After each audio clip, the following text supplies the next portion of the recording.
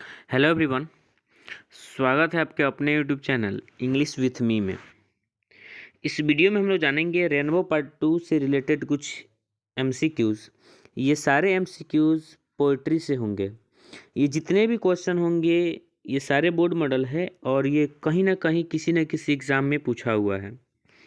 आइए हम जानते हैं एक एक करके इसका आंसर क्या होगा। इसके लिए आपको कुछ टाइम भी निर्धारित किया जाएगा, उस टाइमिंग में आप इसका आंसर भी कर लेंगे।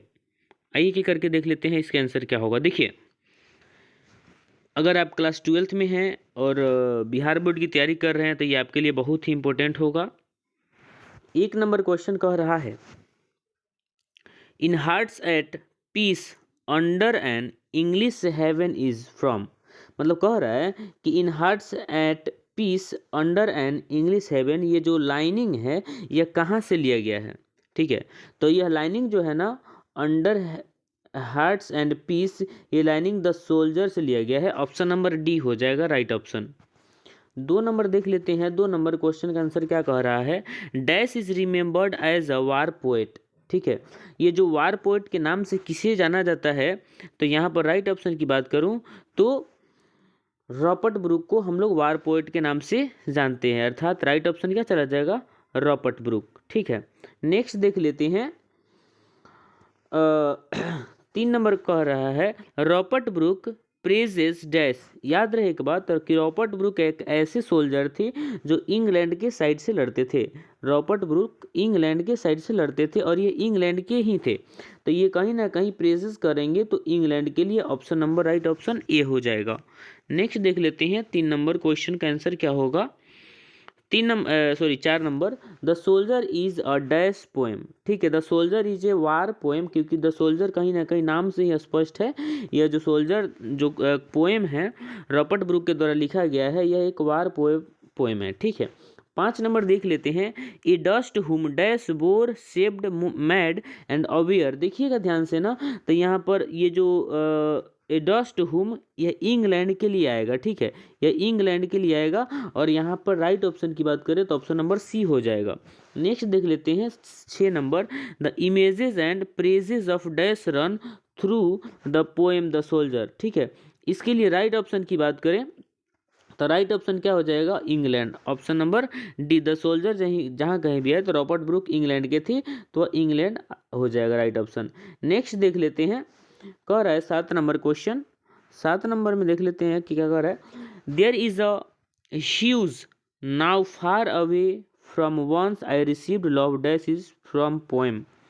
कहने का मतलब यह है कि ये जो लाइनिंग है, there is a house now far away from once I received love is from, मतलब ये कहाँ से लिया गया है लाइनिंग, तो ये जो लाइनिंग है माई ग्रैंड मदर्स हाउस से लिया गया है और राइट ऑप्शन की बात करें तो सी हो जाएगा। 8 नंबर क्वेश्चन का आंसर देख लेते हैं, क्या कह रहा है, कमला दास इज अ डैश पोएटिज। तो याद रहे इसके लिए राइट ऑप्शन होगा तो कमला दास इज अ इंडियन पोएटिज। ठीक है, नेक्स्ट देख लेते हैं 9 नंबर क्या कह रहा है, who wrote the old old play house and other poem. यानी कि इसके लिए राइट ऑप्शन की बात कर लेते हैं कि the old play house and other poems जो वर्क्स है, इसे लिखने वाले हैं कौन, तो इसके लिखने वाले हैं कमला दास। राइट ऑप्शन की बात करें तो कमला दोष लिखा गया, कमला दास होगा right option, option number D. देख लेते हैं 10 नंबर क्या कह रहा है, dash works include leaves of grass and drum taps. ये जो लाइनिंग है, जो वर्क्स है leaves of grass and drum taps, इसे किसने लिखा है, तो राइट ऑप्शन की बात करें तो ऑप्शन नंबर ये हो जाएगा वाल्ट विटमैन्स। ठीक है, नेक्स्ट देख लेते हैं, I celebrate my self and Singh my self dash is from, मतलब ये जो लाइनिंग है ये कहाँ से लिया गया है, तो इसके लिए राइट ऑप्शन हो जाएगा सॉन्ग ऑफ माई सेल्फ से, ऑप्शन नंबर सी। देख लेते हैं 12 नंबर क्या कह रहा है। 12 नंबर कह रहा है, the line hoping to cease not till death is taken from. ये जो लाइन है कहाँ से लिया गया है, तो इसके लिए राइट ऑप्शन की बात कर ले तो इसके लिए राइट ऑप्शन क्या चीज़ होगा, तो song of my self. Right option क्या होगा, तो सॉन्ग ऑफ माई सेल्फ। ठीक है, नेक्स्ट देख लेते हैं, वाल्ट विटमैन वाज डैश। ठीक है, तो वाल्ट विटमैन के लिए राइट ऑप्शन हो जाएगा, तो वाल्ट विटमैन एक अमेरिकन पोएट होते हैं, यह ऑप्शन नंबर बी हो जाएगा। 14 नंबर का आंसर देख लेते हैं, Donne Donne studied law and read dash, ठीक है, यानी कि जॉन डॉन थे studied law and read dash, ठीक है। इसके लिए राइट ऑप्शन की बात कर ले तो थियोलॉजी, ऑप्शन नंबर ए हो जाएगा राइट। नेक्स्ट देख लेते हैं 15 नंबर क्या कह रहा है। 15 नंबर में कह रहा है John Donne is a dash poet, तो इसके लिए राइट ऑप्शन हो जाएगा तो मेटाफिजिकल पोएट। जॉन डॉन एक मेटाफिजिकल पोएट थे।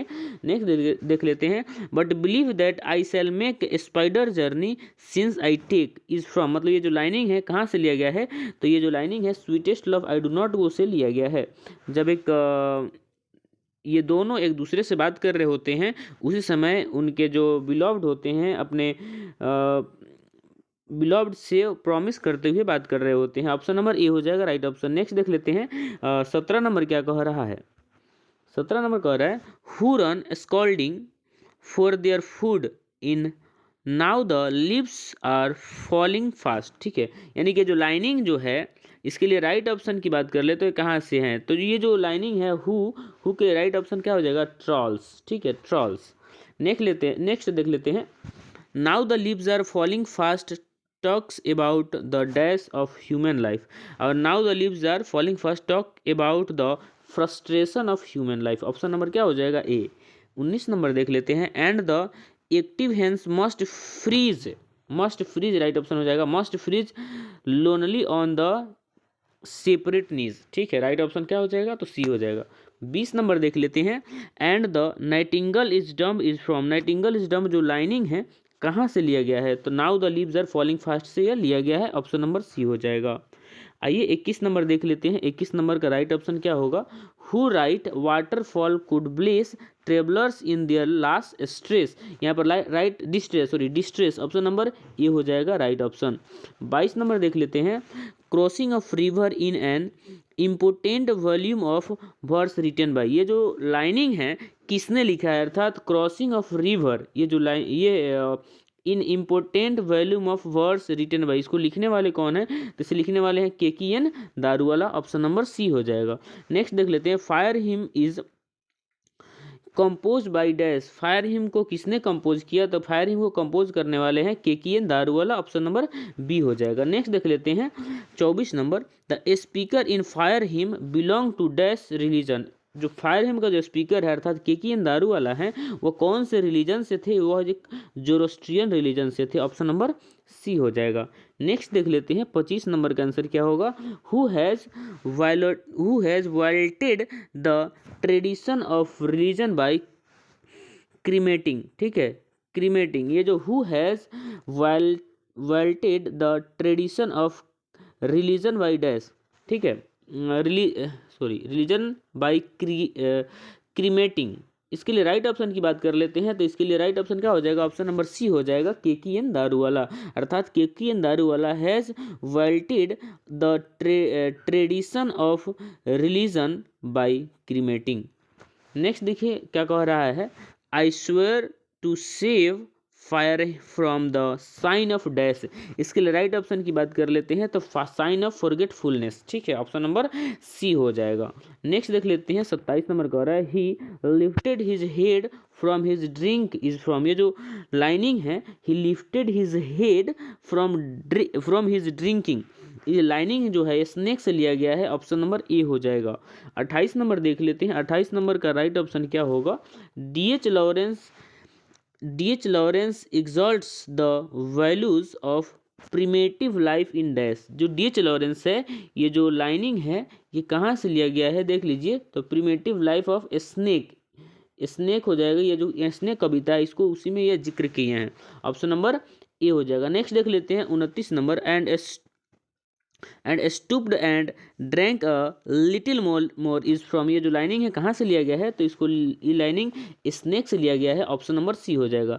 30 नंबर देख लेते हैं the snake looked at the poet dash choose the correct, अर्थात जो स्नेक थे पोएट की तरफ लुक करते हैं कैसे, तो वेगली, क्या है option number vaguely, option number क्या हो जाएगा डी हो जाएगा। नेक्स्ट देख लेते हैं 31 नंबर क्या कह रहा है 31 नंबर कह रहा है the poet was dash dressed when he Sao the snake, poet जो थे वह कौन से ड्रेस में था तो पोएट इन पैजामाज, अर्थात ऑप्शन नंबर बी हो जाएगा 32 नंबर देख लेते हैं कि someone was before me at my water trough and I like second corner corner यहाँ कॉर्नर होगा वेटिंग। ठीक है, ये जो लाइनिंग है कहाँ से लिया गया है, तो ये लाइनिंग है स्नेक से लिया गया है।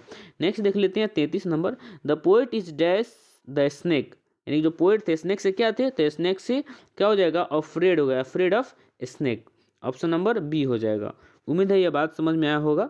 ये सभी क्वेश्चन आपके लिए बेहद ही इंपॉर्टेंट है अगर आप बिहार बोर्ड की तैयारी कर रहे हैं और अगर आप क्लास 12 में हैं। ठीक है, इस वीडियो में हम यहीं तक रखेंगे। बाकी वीडियो देखने के लिए थैंक यू। अगर वीडियो पसंद आया होगा तो लाइक शेयर और सब्सक्राइब कीजिए। Thank you.